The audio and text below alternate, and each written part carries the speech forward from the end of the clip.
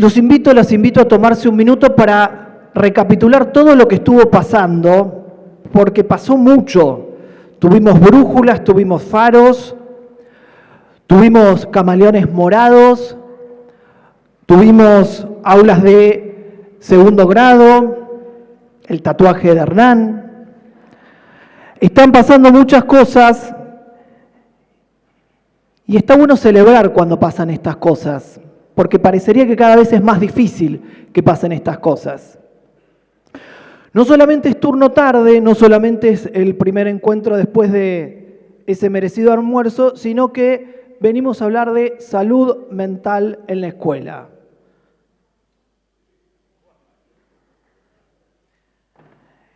En un momento donde parece que todos nos acordamos de lo importante que es la salud mental, porque parece ser que nos acordamos desde la urgencia, como si así la intervención tuviese más impacto. Bueno, pues no.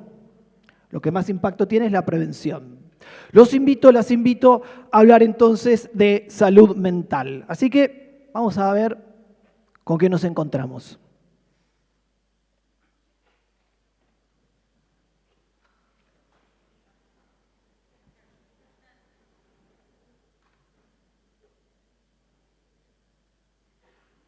Es una orden, parece. Si puedes soñarlo, puedes hacerlo. Imagínense trabajar en ese escritorio. ¡Wow! Y yo que pensé que tenía que contestar la evaluación institucional. Hermosa remera, ¿no? Para que nos regalen. Porque parece que querer es poder, que es individual la cosa, es motivacional. La motivación como la primera y la última variable. Imaginen si no puedo. Esperen, ¿es porque no lo quise lo suficiente? Voy a hacer más fuerza. Voy a manifestarlo mejor. No tengas miedo a fallar, ten miedo a no intentarlo. Vení, sentate acá en el sillón, al lado de Messi. Hermoso. Charlemos un rato. No tengas miedo, ni se te ocurra tener miedo. Si tenés miedo, hay algo que está raro, que está mal. Y yo que quería ir a comprar tomate perita y de repente la bolsa me dice, todo pasa por algo. Todo pasa por algo. Y claro, entonces yo tengo que empezar a investigar por qué pasa. ¿Será por esto, por lo otro? Voy a mi historia, me hundo en mi cabeza, voy a sobrepensar, a rumiar. Tengo que buscar significados ocultos en todo, porque todo pasa por algo, o al menos eso me lo sé mi bolsa de compras. Lindo dormir ahí, ¿no? Imagínense si no solamente estamos durmiendo, si estamos haciendo otra cosa y la pared me grita, lo imposible solo tarda un poco más, dale, aguantá. No hay nada imposible, imposible es solo una palabra. Imagínense si no me sale algo. Imagínense si me enfrento con algo que de hecho es imposible.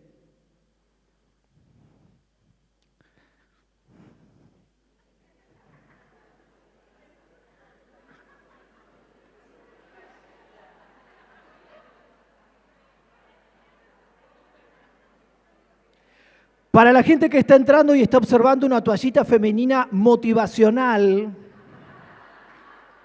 no se equivocó. A un gran genio del marketing que algo nos dice debe ser varón,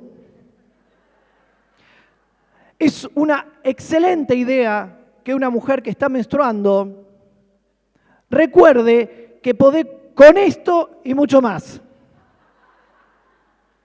Cree en vos.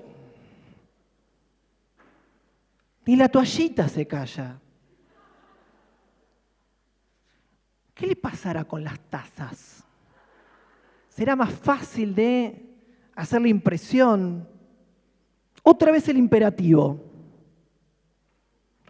Todos nos hablan de que hay emociones que son correctas, todos nos apuran a sentir de determinada manera, todos nos dicen de manera más o menos directa que sentir de otra es un error, que hay que modificar rápidamente. Y todo va construyendo la idea de que todos sienten de esa manera aparentemente correcta,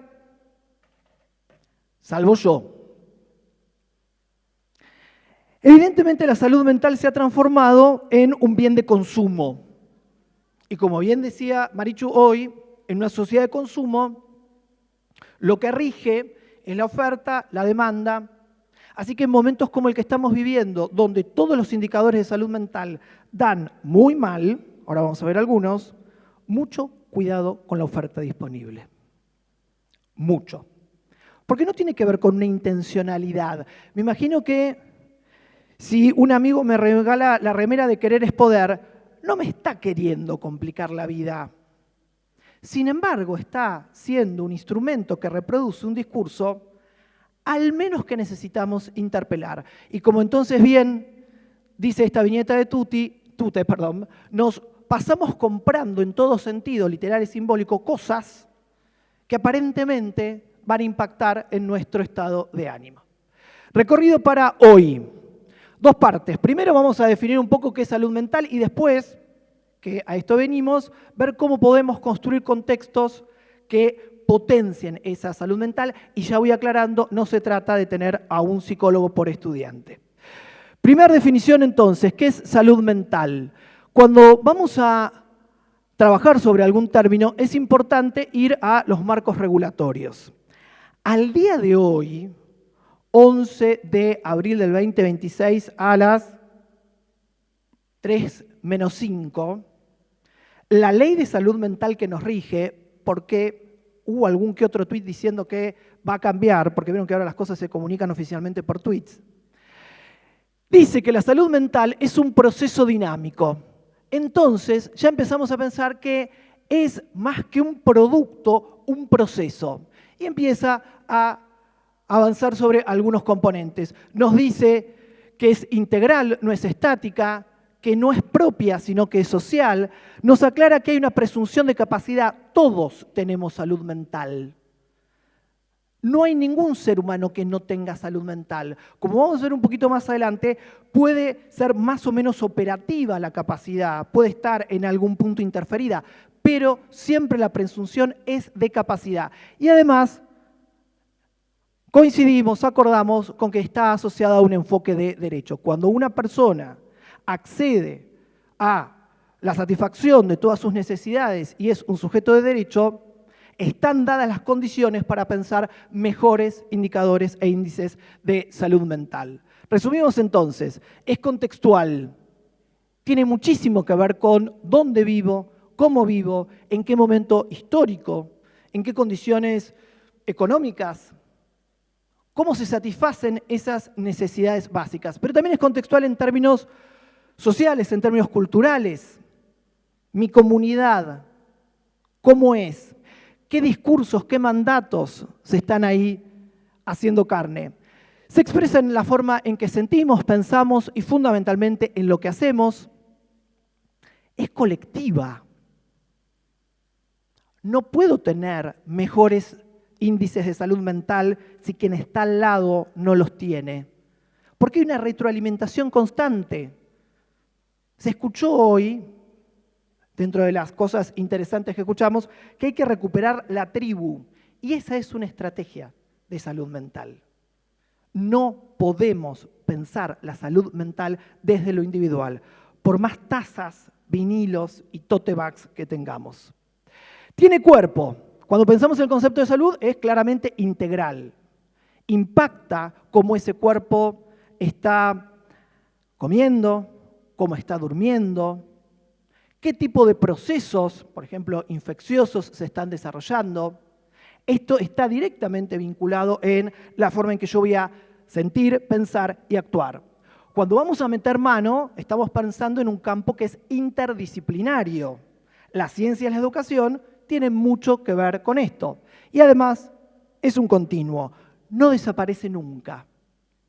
No es que en un momento me va a llegar un mail que va a decir, usted ha alcanzado el certificado de salud mental. No. De la misma manera que eventualmente un diagnóstico, que puede expresarse en un informe, que puede expresarse en un certificado, tampoco quita la salud mental y mucho menos los derechos que corresponden. Avanzamos entonces con una idea, con una definición que me parece que va a ser operativa para lo que vamos a hacer. Piensen en la salud mental como un conjunto de habilidades. Y a nuestro juego nos llamaron. Son habilidades que se entrenan. No están dadas per se, sino que tienen que ver con hacer algo, con entrenar algo. Y ahí es donde todos ustedes tienen un papel fundamental. Cuanto mejor entrenadas están esas habilidades, mejor me voy a poder adaptar. Mejores decisiones voy a poder tomar, mejor voy a poder aprender, mejor voy a poder crecer. Cuanto menos entrenadas estén esas habilidades, se va a complicar todo un poco más. Fíjense que este enfoque tiene que ver con una idea de posibilidad. Si algo no está, no es que me cruzo de brazos y espero que pase el tiempo. Voy a buscar los medios, las dinámicas y las herramientas para que se pueda entrenar al máximo de las potencialidades de ese sujeto. Donde dijimos presunción de capacidad, siempre hay capacidad. Si quieren buscar un sinónimo, el que más nos gusta es flexibilidad. ¿Por qué? Desde lo que hoy se entiende como terapias contextuales, pensamos que es una definición muy, pero muy operativa de salud mental. ¿Qué implica que una persona tenga flexibilidad psicológica? Que pueda hacer una serie de cosas. Acuérdense, habilidades. Es la capacidad para contactar con el momento presente. Estoy yo, aquí, ahora. Y ahí estoy atravesado por un momento histórico, cultural, económico, por una comunidad, por mandatos, pero también por eventos internos, pensando y sintiendo tal y cual, emoción y pensamiento. Y en ese análisis contextual de dónde estoy, voy a elegir la conducta más operativa para guiarme, para seguir la direccionalidad de mis valores. Entonces, empezamos a ver que las habilidades que hoy por hoy se entienden en las terapias contextuales, en la psicología de tercera generación, tienen que ver con clústeres, con grupos muy, pero muy definidos. De hecho, hay tratamientos que lo que hacen es trabajar directamente en taller de habilidades y hay propuestas directamente pensadas para escuelas. DBT, que es terapia dialéctico-comportamental, tiene un módulo que se llama Steps A, donde se trabaja en escuelas con adolescentes en el incremento de estas habilidades, que cuando las nombremos se van a dar cuenta, las conocen. Momento presente. Prestar atención, describir estados internos, ¿sí? Juzgar, enfocar atención. Granularidad emocional. Poder hacer una introspección pertinente. Efectividad interpersonal, comunicación, límites, validación, objetivos. Vínculo. ¿Cómo me vinculo? ¿Cómo comunico? ¿Cómo leo al otro? Regulación emocional. Diferenciar emociones, habíamos hablado de granularidad, el chequeo de estados internos y el famoso freno de mano, el semáforo. ¿Hago? No hago. ¿Hablo? No hablo. ¿Dónde? ¿En qué contexto? ¿Con qué persona? Y la estrella, la que más va a tener que ver con la segunda parte, tolerancia al malestar. Poder aprender a estar mal. Chau. Se cayó la taza, se rompió la bolsa y se despegó el vinilo.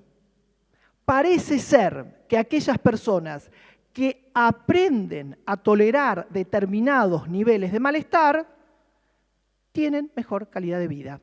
Y no estoy hablando ni de resignación, ni de tirar la toalla, ni de frustración. De, por ejemplo, poder bancarse que las cosas no salen a la primera, que aprender cuesta, que los proyectos más valiosos son los que más malestar conllevan. Piensen si yo les digo, ahora, proyecto valioso, pinging, ¿qué apareció? La práctica de un deporte, su relación de pareja, ustedes criando, convivir con ese vecino, si hay ahí un valor, seguramente hay mucho malestar. Ahora, si yo sigo lo que me dice la tote bag, tengo que salir corriendo. ¿Qué pasa con una persona que sale corriendo cada vez que se siente mal? Se pasa la vida corriendo. No construye nada, no aprende, no crece. Es importantísimo que nosotros podamos diferenciar el concepto de salud mental de felicidad. Está buenísimo, felicidad. Tiene muy buen CM.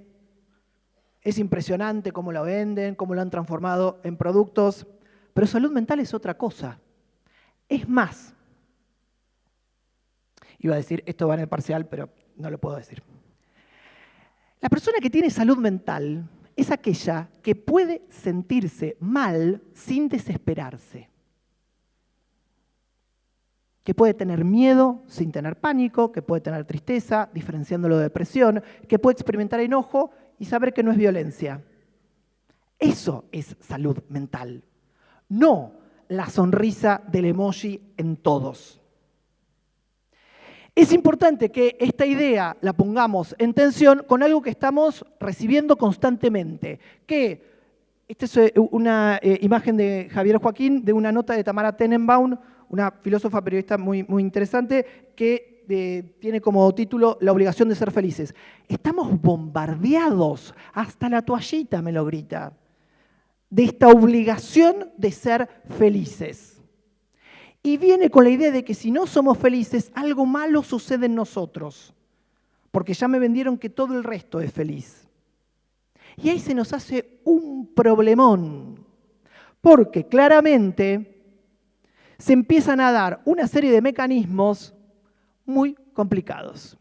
La idea del positivismo tóxico, nombre raro, que lo tóxico no funciona mucho, pero bueno, ¿cómo se llama?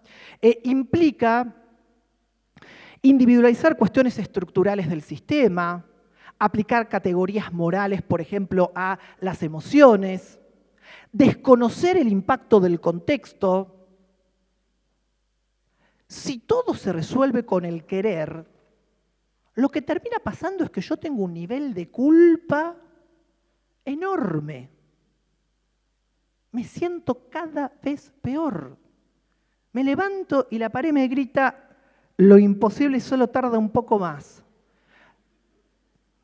Pero a mí se me vence el alquiler, pero me están pagando poco, porque la gente está sacada en la calle. Es importante que tengamos la capacidad de interpelar este tipo de discursos para con nosotros y para con nuestros estudiantes. De hecho, lo que estamos viendo es que si bien agradecemos un montón el incremento de divulgación en salud mental, como todo, corre con algunos riesgos. Cuando nosotros hiperfocalizamos en ¿estoy bien o estoy mal? ¿Estoy mejor o peor? ¿Estoy mejor o peor que lo que ella? ¿Estoy mejor o peor que el último año? ¿Mi trabajo me llena plenamente? ¿Mi pareja es la pareja con la que quiero morir agarrado de la mano?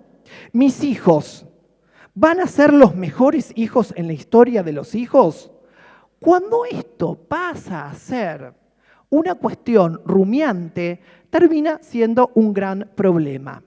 Y terminamos, de acuerdo a donde nos manejemos, patologizándolo todo.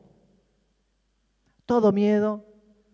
Pero no podés tener miedo de esto. ¿Por qué no podés tener miedo de esto? No, si tenés miedo de esto, no, pero fíjate, después terminamos siendo una de las poblaciones con mayor medicalización de procesos que son absolutamente saludables, necesarios, porque todo lo leemos como un trastorno y la comunidad terapéutica muchas veces ayuda a este tipo de refuerzos. Entonces, vamos a Chile, a un grupo de terapeutas que nos dice la diferencia entre una buena salud mental y una mala es tu actitud. No, es muchísimo más complejo que esto. Les traigo el último estudio de Global Mind Health, esto es del 2025, pero lo publicaron hace muy poquito, en el 2026. A grandes rasgos lo que hace es un estudio internacional que va investigando nada más ni nada menos que el estado de salud mundial, de salud mental mundial. Primero, la cosa viene mal, viene en picada, pero muy en picada. Segundo, ¿cuál es la franja etaria más complicada? ¿Cuál es? La adolescencia.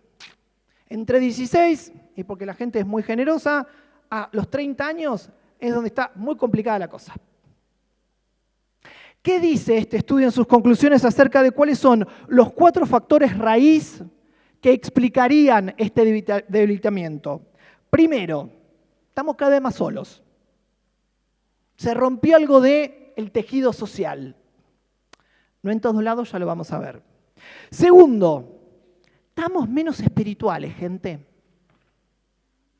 Creemos que nos la sabemos todo y algo de la trascendencia, del misterio, del reconocernos parte chiquita de otra cosa que en otro momento de la historia era fundamental, ahora no lo tenemos. De hecho, la gente que tiene mayores niveles de espiritualidad, y por favor no confundan espiritualidad con religión, la religión es una de las formas en las que se ejercita la espiritualidad, pero puede tener que ver con el contacto con la naturaleza, puede tener que ver con, fundamentalmente, el contacto con el arte. La gente que tiene mayores niveles de espiritualidad la pasa mejor. Tercero, Jonathan Haidt, lo leyeron, La generación ansiosa. No sé si diríamos tenía razón porque es particular el estudio que hace, pero parecería ser que la llegada del smartphone, sobre todo en edades tempranas, es otro factor que nos lleva al sótano los indicadores. Y, a sorpresa de nadie, el consumo de ultraprocesados. Parece que esas 4 cosas hacen que estemos cada vez peor. Fíjense, en este estudio, acá está en inglés, pero el nivel de recurso tendría que ver con, acá es el promedio, me las estoy arreglando, no hago lo que puedo. Estamos haciendo un buen afrontamiento. Si de hecho estoy teniendo éxito, avanzo, y acá ya estoy yendo a mucho más, hay impulso, hay algo más pulsional. La gran mayoría está soportando, está peleando o ya presenta niveles de estrés. La Argentina está acá, en el medio entre soportar y luchar. Se da algo muy raro, porque vieron que los argentinos nos tenemos que destacar en algo, respecto a la Argentina. La Argentina puntúa de manera alarmante en los indicadores de salud mental. 49% de la población reporta signos, síntomas, indicadores de ansiedad y de estrés, lo cual nos ubica arriba de la lista, pero, porque somos argentinos, también estamos en el tope de la calidad de los vínculos sociales. Parece ser que esto lo hacemos muy bien. ¿Qué significa? Que hay un vínculo de lazos familiares y sociales que reduce la posibilidad de que si estamos acá, terminemos acá. Opera como una suerte de amortiguador. También genera que, a diferencia de otras poblaciones, sobre todo poblaciones anglosajonas, tenemos mayor contacto entre generaciones, ¿sí? En otras poblaciones, a edades muy tempranas, los hijos se independizan. En las poblaciones que somos más latinos, y no porque tengo 30 años y no puedo independizarme de la casa de papá y mamá, cosa que tiene que ver con contexto, sino se siguen dando comunicaciones frecuentes. Esto justamente habla de una ingeniería social que tenemos y tenemos que usar. Más club, más sociedad de fomento, más plaza, más taller, más encuentro. Parece ser, el que encuentra la referencia con el señor Burns en la Clínica Mayo bárbaro, el que no importa, que a pesar de estar liderando rankings de estrés y ansiedad, esta ingeniería social nos cuida y nos protege. Así que a cuidarla y a protegerla. Bien. Sol está re contenta porque venimos bárbaro con el tiempo. ¿Qué hacemos entonces en la escuela? Acá voy a recuperar algo que dijo Eduardo que me pareció que estuvo buenísimo. Estamos haciendo las cosas muy bien. La escuela es un lugar seguro. Las escuelas funcionan.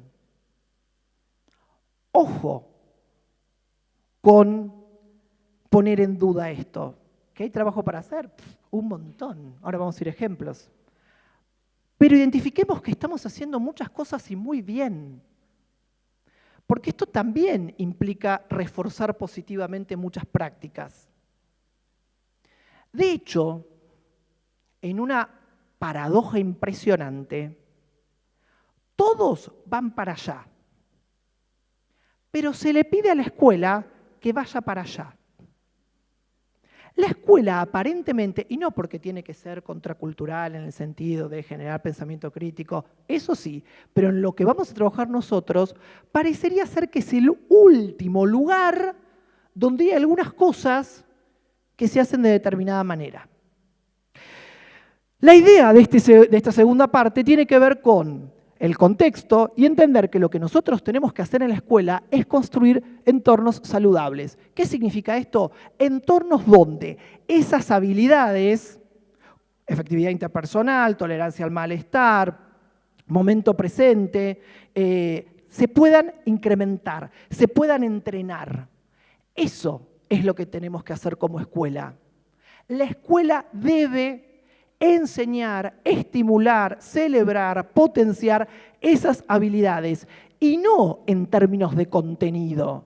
Vamos a dar una fábula para que identifiquemos cómo el personaje logra generar una respuesta operativa. No, en el día a día, en las prácticas cotidianas. Y acá me voy a permitir proponerles 5 direccionalidades. Y van a ser 4, pero pasó algo en la escuela y me parece que está bueno que lo retomemos, así que vamos con una 0, que es orden. ¿Sí? Las direccionalidades, las brújulas, diría Marichu, que vamos a revisar, son orden, ternura, malestar, tiempo y comunidad. Si nuestras prácticas están orientadas al entrenamiento de estas habilidades, el nivel de salud mental va a ser cada vez mejor. Y no solamente de los estudiantes. Vamos con el primero. Este es un clásico. El otro día, yo trabajo en nivel secundario. Celulares sí, celulares no, celulares no. Aparece un celular. Porque si algo pasa en secundario es hacer lo que no hay que hacer. Bien, dame el celular, va a quedar acá, cajita de celulares. Tienen que venir a buscarlo tus padres. Viene la madre, viernes, última hora. ¿No se lo podrían quedar ustedes? Porque a mí me cuesta mucho. Y era el fin de semana largo. Y ahora vienen todos estos días. ¡Wow! La escuela suele ordenar lo que en otros ámbitos no terminó de ordenarse. Ahí está esta idea de todos van para allá y se nos pide a nosotros, escuela, que vayamos para allá. Vamos para allá, pero acompáñennos. Hay que focalizar en esta primera direccionalidad en estos elementos. Creo que fue Marichu la que lo planteó. Gracias a las rutinas. Bienvenidas las rutinas. Aplauso a las rutinas. Y sumándome a lo que decía Hernán, con lo que adhiero absolutamente, el nivel inicial siempre es faro, el nivel inicial funciona bien. Tiene que haber rutinas. Estamos recibiendo niños, niñas y adolescentes desorganizados, pero no solamente en términos cognitivos, en términos conductuales. Eduardo decía, bueno, porque vieron que primerito es en sí el nombre para una sala de 3. Bueno, primer año del secundario es un cuarto grado, chicos.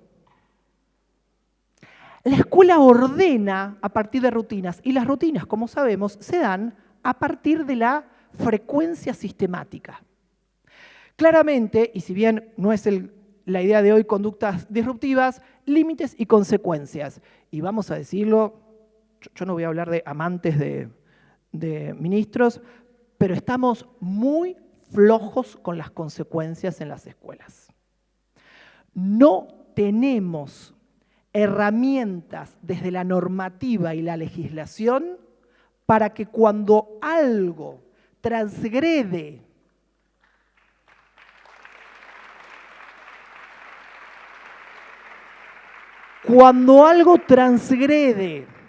un acuerdo institucional de convivencia, un acuerdo áulico, y sí, práctica restaurativa, vamos a pensarlo, vamos a hacer el trabajo práctico, vamos a charlarlo, vamos a hacer seguimiento, pero se necesitan consecuencias. Algo tiene que pasar para que yo pueda revisar esa secuencia conductual. Si yo voy o no voy a la escuela y no pasa nada, no hay consecuencia, ¿cómo defiendo después el valor de la escuela? Después podemos hacer un montón de afiches para repartir, pero si yo no me presento una evaluación y después no pasa nada, algo de la salud mental se deteriora. Claramente, las normas de una escuela que cuida la salud mental tienen que ser claras, directas y explícitas. Y como se irán dando cuenta, para que haya norma, tiene que haber alguien, un cuerpo, pero también un cuerpo en tanto colectivo de personas que estén dispuestas a sostenerlas. Más o menos un grupo de adultos que pueda ser adulto. Tengamos en cuenta la segunda de las direccionalidades, hermoso afiche de rescate, una imprenta. Y acá me voy a dar todo el permiso del mundo para ser naif, para ser ingenuo. La ternura no es una mala palabra. Los niveles de crueldad que estamos experimentando nos llevan a algo que técnicamente se llama anempatía. Estamos normalizando cosas que son el horror mismo. Bueno, esto no está bien, no nos hace bien. Tenemos que claramente ser más tiernos. Tenemos que tener un trato amoroso, gentil, dulce. Y fíjense que lo estoy diciendo con la misma intensidad que estoy diciendo, tiene que haber consecuencias para las conductas, porque una cosa no anula la otra. Pero esta idea de todo vale, avanzar es aniquilar al otro, ganar a toda costa, esta idea de que la crueldad es un valor a perseguir, a instrumentalizar, es terrible. Claro, después cuando esto pasa a la conducta, sí, por supuesto, todos nos horrorizamos, todos nos preocupamos, ¿dónde estaba la escuela? Nunca ves nada. Pero la escuela no es una isla. ¿Qué pasa? ¿Qué pasa en medios masivos de comunicación? ¿Qué pasa en comunicaciones oficiales? ¿Qué pasa en esas casas? ¿Qué pasa en la esquina? ¿Qué pasa en la parada del colectivo? ¿Qué pasa en el tren? Tenemos que ser contrapeso de la crueldad. Y la escuela, por definición, por la cantidad de horas y por la modalidad sistemática que tiene la escuela moderna, es un lugar ideal para esto. Es fundamental entrenar la ternura. Y no con una canción, con un gesto, con un cuerpo, con una presencia, con un tono de voz. Sí, con una secuencia didáctica, con un proyecto. Pero es importantísimo que este docente eficaz sea un docente tierno, amable, gentil. Vamos a la próxima direccionalidad. Esta es una pequeña poesía de Mercedes Romero Russo. que la vamos a pensar de un lugar distinto al que me imagino están pensando, no porque tenga lectura de pensamiento, pero cuando uno la lee, criemos niños que no tengan que recuperarse de su infancia, bueno, sí, claramente estamos pensando en la posibilidad de ofrecer otras alternativas a las que tal vez tienen en sus casas, a un contexto donde la conducta tenga consecuencias, donde haya normas que regulen el accionar, donde haya ternura, gentileza. Sin embargo, acá vamos a hablar de algo bastante más incómodo, porque, aunque no quede todavía demasiado claro, esta direccionalidad es la del malestar. Malestar no es una mala palabra, ¿eh? Hay toda una onda, una cultura que se llama seitism, como la idolatrar a la seguridad como un bien en sí mismo.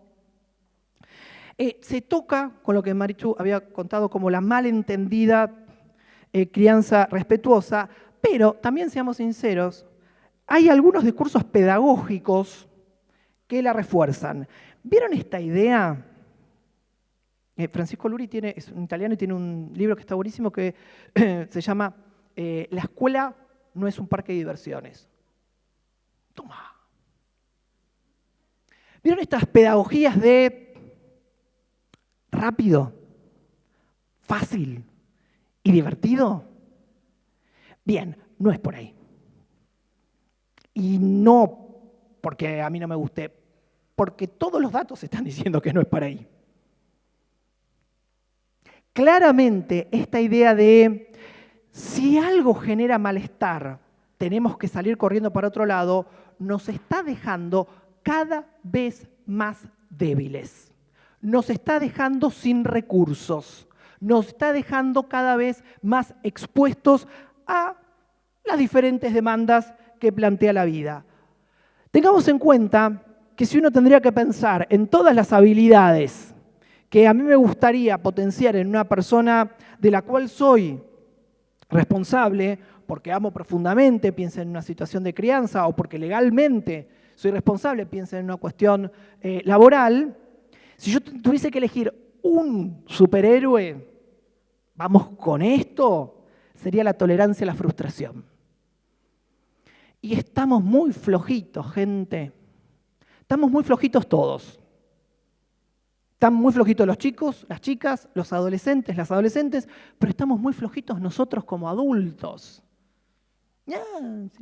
Si me aburre lo dejo. Ay, me miró mal. No me salió de una, lo abandono. Ay, tuve un mal día, tengo que cambiar de profesión. En ese sentido, es importante estimular esto. ¿A dónde fuiste el sábado a la tarde? A un congreso. ¿Y qué te dijeron? Que hay que frustrar a los chicos. ¡Pum! Hay que frustrar a los chicos. En un contexto amoroso, en un contexto desafiante, en un contexto de conductas de cuidado, pero hay que frustrarlos. Es el escolar. Acuérdense, yo trabajo EOE secundario. Viene un padre muy angustiado, no hay nada ahí de la ironía, del sarcasmo. Urgente. Bueno, sí, a ver, las cosas que... Porque vieron que las entrevistas caen. Estoy muy preocupado por mi hijo. Bueno, ¿qué le pasa? Estamos ahí con el director charlando, se aburre. Bien. Bueno, a ver, ¿qué es que se aburra? ¿Se aburre en la escuela? ¿Se aburre en casa? ¿Se aburre en otros lugares? ¿Cómo manifiesta el aburrimiento? Porque es un problema. Bueno, parece que Pedro se aburre cada vez que hay algo que no le gusta. Y esto angustia mucho a este papá. No es un chiste.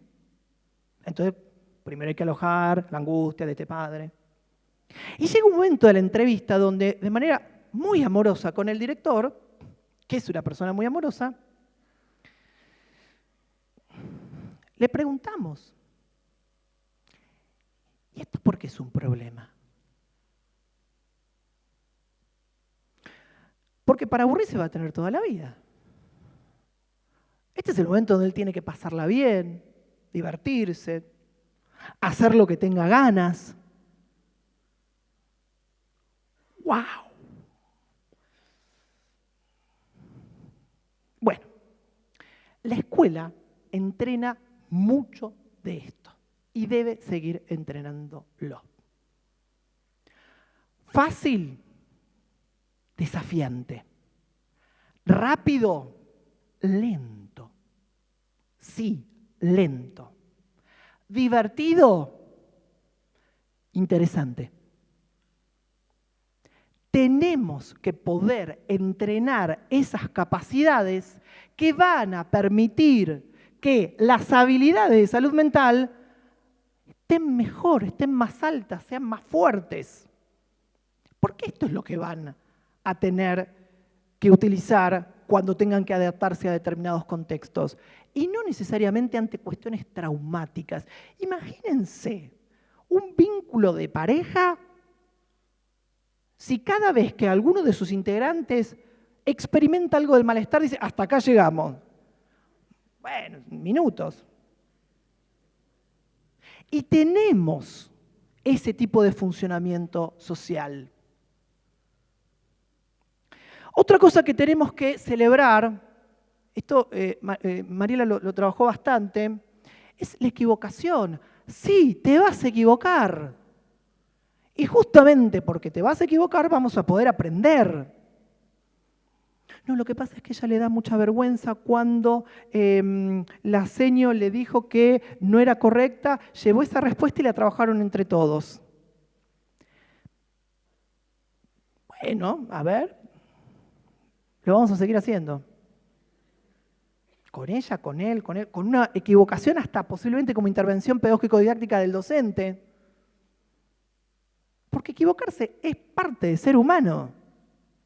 Y uno, que es un clásico, dependiendo de las comunidades. Hoy Marichu, ¿se nota que me encantó la charla de Marichu? Sí. Habló de la frase, Su Majestad el Bebé, es de Freud. ¿Sí? Y habla de un momento, en términos de desarrollo saludable de ego y demás. Es muy saludable para los chicos y las chicas que estamos recibiendo ser uno más. Bancátela. Tenés que esperar tu turno. No sos ni más ni menos importante que el que tenés al lado, adelante o atrás. Hemos generado papás y mamás, niños y niñas con un nivel de protagonismo, iba a decir otra cosa que no corresponde al contexto, que es disfuncional de por sí. No existe la posibilidad de convivir si yo tengo un cartel de neón sobre mi cabeza y pretendo que todo el mundo lo observe y lo idolatre constantemente. La escuela es un lugar donde sos uno más. Y eso no implica que desapareces. De hecho, implica que sos parte de algo más grande. Otra cosa que tenemos que hacer, ahora se viene Cuda y van a hablar de carga cognitiva y un montón de esas cosas que ella explica muy bien, es que aprender cueste un poco. Tiene que haber una instancia de esfuerzo. Tiene que haber algo que no salga de una. Después sí, zona de desarrollo próximo, ustedes lo saben mejor que yo, tiene que estar adecuado, tiene que ser algo a lo cual llegue, pero tiene que haber un esfuerzo. Tengo que convocar a ese estudiante, a esa estudiante, a que haga un esfuerzo. No a que transpire la gota gorda, pero sí a que haya un trabajo cognitivo que dé cuenta del aprendizaje. De hecho, la escuela sigue siendo el lugar donde se produce disonancia cognitiva, que es una manera muy elegante de decir, no era como yo pensaba. Porque hay gente que lo pensó un poco más, que lo investigó, que lo estudió y que termina demostrando que no era así. Eso, ¡puff!, afrenta al ego, duele. Si yo estoy trabajando con niños, niñas y adolescentes que creen que todo es como yo quiero, la escuela es no sé si En primer lugar debería ser la familia, sobre todo si hay algún hermano o algún primo que ¡paf!, hasta acá. Ese es uno de los primeros lugares donde aparece esto de, era de otra manera. Y vuelvo, fíjense que todas estas estrategias dan cuenta de situaciones que implican convivir con el malestar. El discurso social iría para otro lado, iría para allá. Ay, pero que la va a pasar mal en la escuela. Va a atravesar todas las emociones que tenga que atravesar para crecer de forma saludable. ¿Pero que la va a pasar mal en la escuela? Sí, en algún momento. Y esto es importante entenderlo como una función cuando pensamos el concepto de educación de manera global, de manera integral. Recapitulamos. Se están durmiendo ya, por eso. Orden, ternura, tolerancia al malestar. Es importante poder frustrar saludablemente a niños, niñas y adolescentes que no están entrenando ese músculo. ¿Se imaginan dejarlos ahí en la vida adulta con una tolerancia a la frustración de si no me gusta no lo hago? ¿Qué van a poder hacer? ¿Cómo van a masterizar el deporte? ¿Cómo van a entrenar un lenguaje artístico? ¿Cómo van a amar? ¿Cómo van a pedir ayuda? ¿Cómo van a adaptarse a las situaciones que la vida vaya presentándoles? Y vuelvo, no lo piensen en términos de un tsunami en Indonesia. No, la vida cotidiana. Tenemos chicos o chicas que no quieren hablar cuando tienen que reclamar algo. Un clásico de los adolescentes. Vieron que los adolescentes ya no hablan más por teléfono. El poder ir a decir algo que va a implicar una conversación incómoda es un ejercicio de tolerancia a la frustración. La próxima direccionalidad tiene que ver con tiempo. Y acá, otra vez, acá, rápido. No, pero hazme el resumen. No, pero los 3 puntos centrales. Bueno, no, pero decime cómo se hace. Todo tiene que ser rápido. ¿Por qué? Porque todo tiene que estar asociado a la hiperproductividad. Y la escuela, jodida, dice no. De hecho, vamos a hacer un montón de cosas que van a ir a contramano de eso. Vamos a hacer cosas que lleven tiempo. Vamos a hacer cosas que desde lo productivo parecerían no tener sentido. Vamos a entrenar la mirada. Vamos a entrenar la contemplación. Vamos a poder pensar en lo que no necesariamente tiene una aplicación instrumental ahora. Ciencia básica. Es importantísimo que nos banquemos, y como somos muchos, lo vamos a hacer, porque además si un docente tiene ganas, lo va a hacer, ir para el otro lado. En ese sentido, hay una frase, y lo digo bajito para que, de la gran Fabiana Bobasi, que es: la calma es una decisión pedagógica. Anótenselo. El poder revestir el discurso, la intervención, la práctica de calma, cuando todo es urgencia, es fundamental. En ese ejercicio enseñamos a esperar. Y esto está ahí de la mano de qué otra palabra que había aparecido recién. El aburrimiento. Esperar cuesta.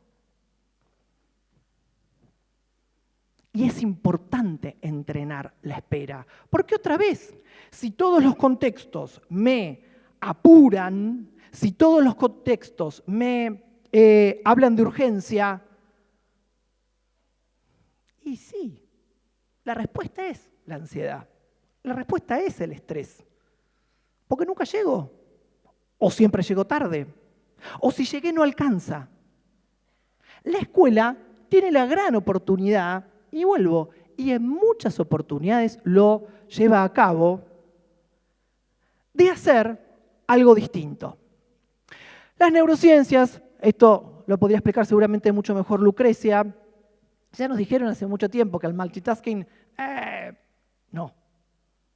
que nuestro cerebro trabaja de una cosa a la vez, pero hace los cambios tan rápidos que nos genera la ilusión de que estamos haciendo todo en paralelo. Lo que está haciendo es quemándose.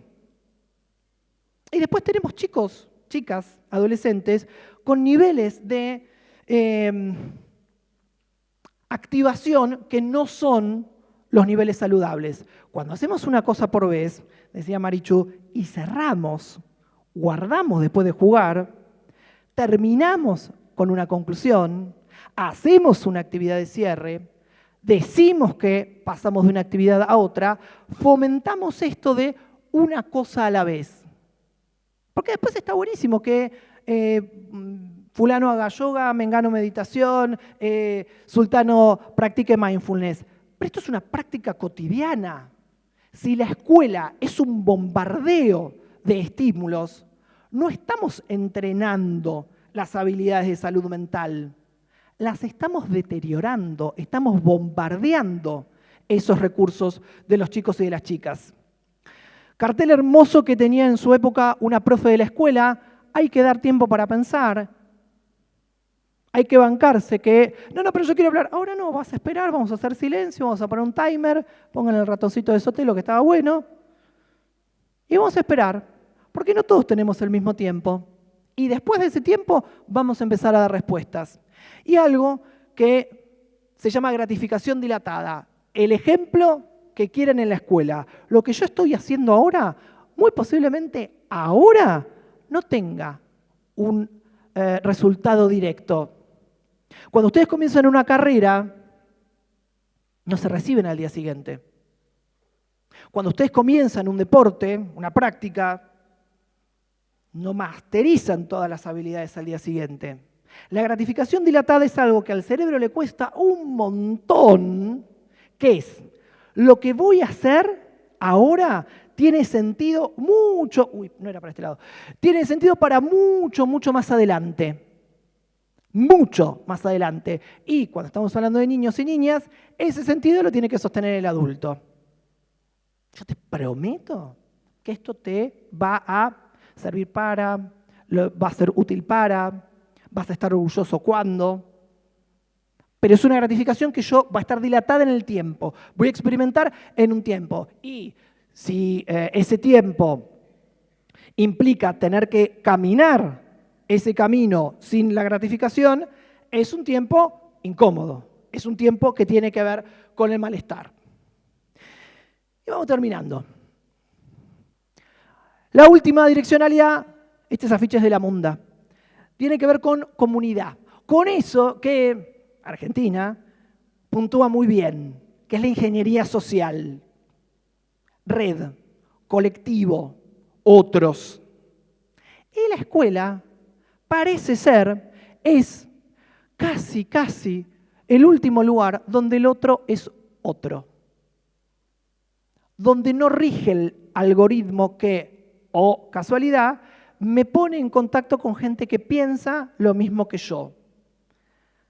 A quien le gusta lo mismo que a mí. La escuela, por cómo está organizada, no me permite elegir el grupo escolar. Y ahí hay un problemón y una gran oportunidad, que es el ejercicio de la posibilidad de la ciudadanía. Yo tengo que convivir y tengo que aprender a convivir. Y voy a tener que aprender a convivir con ese que no piensa igual que yo y al que no le gusta lo mismo que a mí. Por lo tanto, es fundamental que en la escuela se entrene no solamente el sentir, sino también el disentir. ¿Cómo estamos en desacuerdo cuando estamos de desacuerdo? Si seguimos con esta idea de la crueldad como palabra máxima, es la aniquilación. Y el otro puede ser el otro, iba a decir tribu urbana, pero era muy noventoso, el otro que viene de otro país, el otro que tiene otra religión, el otro que tiene otra elección sexual, el otro que vive en otro barrio, el otro que tiene otro color de piel. Si lo único que yo puedo hacer ante el otro es leerlo como amenaza o como riesgo, la aniquilación está ahí. Y la aniquilación puede darse de muchas maneras. La exclusión, la descalificación, la invalidación.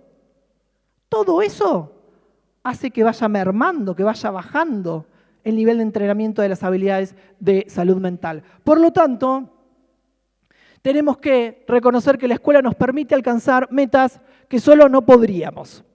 Tienen que poder, y lo vamos a decir de manera, acá creo que decía sostener, claro, soportar. Hay que bancarse. Y esto no va solamente para con los chicos. Hay que bancarse al otro. Desde un lugar de respeto, de ternura, de amorosidad, pero hay que bancarse al otro. Y hay que poder interactuar con ese otro. Porque claramente hacer con otro es la habilidad que nos permitió llegar hasta acá. Si nosotros no hubiésemos avanzado en términos de colaboración, hubiésemos desaparecido hace un montón. Bueno, esas colaboraciones no fueron con my best friend, fueron con otro. Entonces, hacer con otro, soportar, bancar y sostener a otro, conversar con otros y convivir con otros son habilidades que practicamos en la escuela y que claramente impactan en la salud mental. Podríamos recuperar bastante de lo que estuvimos diciendo en este ratito que nos tocó compartir con esta viñeta de Oxymorons. Salud mental es educar en la diversidad, en todo lo que implica la diferencia, el malestar, el ejercicio de la ternura, la posibilidad de esperar, la posibilidad de convivir con lo que yo no quiero o con algo distinto a lo que yo quería. Claramente, esta es una pregunta más que relevante. Y a mí me encantaría trabajar bienestar docente y autocuidado docente, pero no es el momento. Pero no queríamos hacernos los tontos respecto a esto. Es imposible pensar salud mental en la escuela sin pensar en la salud de los docentes. Cuídense. Hay que cuidar al que cuida. Hay que atender al que cuida. Hay que sostener al que cuida. Hay que reconocer que el que cuida es tan ser humano como aquel que es cuidado. ¿Dejen de ser docentes en algún momento? No, porque se vayan a jubilar. Hagan otras cosas que no tengan que ver con la escuela. Presten atención a su alimentación. Presten atención a su sueño.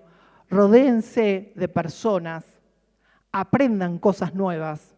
Porque claramente todo esto es posible siempre y cuando haya un docente cuidando y cuidado. Entonces, vamos a aspectos que tienen que ver con el final y se quiere una tarea. ¿Venimos bien, Sole? ¿Dónde está Sole? ¿Ya me fui? Ah, me fui un montón. Soy Sotelo. Bien, última. 2 preguntas para cuidar la salud mental. ¿Cómo están invitando ustedes a sus estudiantes a vivir la vida? Y además, ¿a qué tipo de vida, a qué tipo de mundo los están y las están invitando a vivir? Muchas gracias.